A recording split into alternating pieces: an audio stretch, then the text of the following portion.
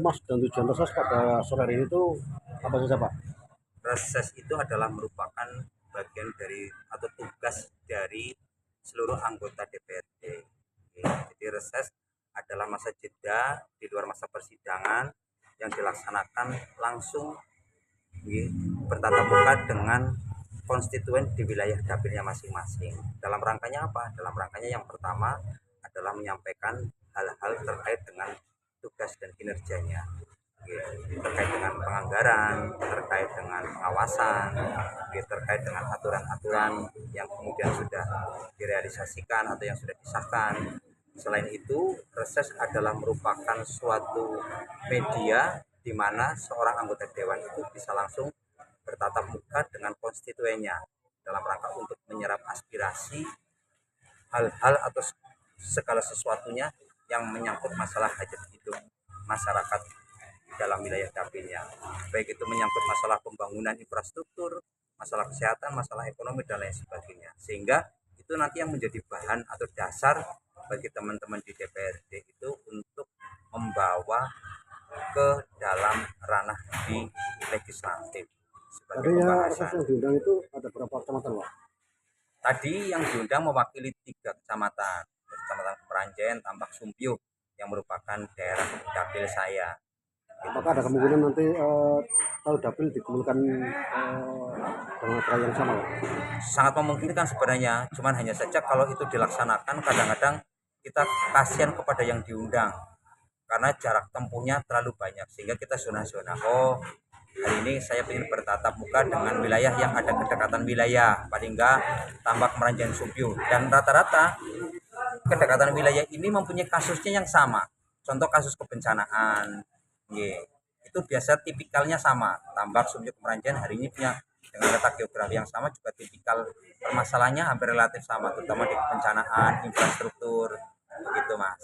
Ini ke depan dari Bapak itu untuk menyulitkan para kader-kader Bapak itu tujuan utamanya apa Pak? Oke, kalau dibicara masalah di struktur, karena harapan kami begitu, struktur selain menjadi ujung tombak pergerakan partai, harapan kami nanti teman-teman yang ada di struktural dari mulai jajaran tertinggi, berarti kalau di Kabupaten Banyumas itu DPC, terus kemudian PAC, ranting dan anak ranting, saya berharap justru mereka nanti sebagai penggerak atas pembangunan yang ada, menggerak jadi lini depan bagaimana mendorong kebijakan-kebijakan pemerintah agar bisa direlasikan dengan semaksimal mungkin. Karena nun sewu, saya yakin keberhasilan dari suatu penyelenggaraan pemerintah itu sangat penting peran elemen lapisan masyarakat. Nah, harapan kami teman-teman struktur nanti justru jadi teman-teman penggerak terhadap pelaksanaan atas kebijakan-kebijakan dari pemerintah yang menjadi ujung tombak pergerakan, begitu Mas. Ya Pak, ada beberapa ini keluhan ya, di antaranya di pemerintahan desa dengan batasan anggaran Wah, ya. yang saat ini dana desa yang minim lah saat ini. Yes.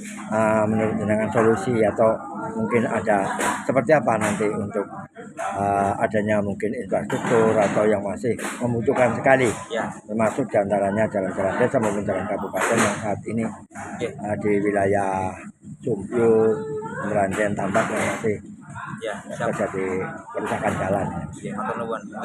Jadi kalau terkait dengan maunya hari ini kebijakan efisiensi yang dilaksanakan oleh pemerintah pusat secara umum, kami sebagai warga negara atau sebagai pejabat dari pemerintah kabupaten sangat menghormati, karena saya yakin pemerintah pusat juga mungkin punya prioritas-prioritas yang harus dilaksanakan, sehingga melaksanakan kegiatan efisiensi yang berdampak pada pengurangan di anggaran di DD, di pemerintahan desa, di kabupaten, dan di lembaga-lembaga lain tentunya.